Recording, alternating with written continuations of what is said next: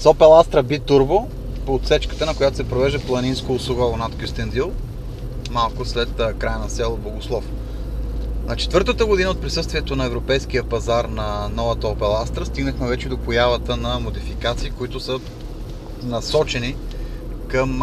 по-малки ниши на пазара, които обаче са много интересни. Има вече Astra Sedan и появи се и Astra B-Turbo с 2-литров турбодизел с две турбини, както подсказва и самото име, 195 конски сили мощност, много сериозен максимален въртящ обем. Общо взето отлично оборудван автомобил, който би трябвало да се хареса много на западноевропейските, а дори и на източноевропейските пазари, тъй като в него просто присъстват много неща, които са характерни за по-големите модели, а тук се предлагат с един компактен автомобил, защото Opel Astra големия съперник на Ford Escort, на Ford Focus, на Volkswagen Golf, на Renault Megane в може би най-важния пазарен сегмент на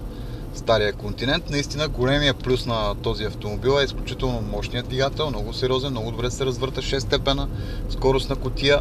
и може би това е мястото, където трябва да кажем, че двигателят или по-скоро неговите възможности надхвърлят възможностите на шасито, дори в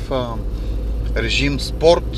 Не е достатъчно твърд, може би автомобил, не е достатъчно стабилен, но пък като цяло така проектиран, за да доставя удоволствие от шофирането, дори при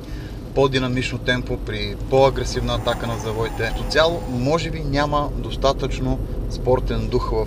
този автомобил, няма достатъчно спортно поведение.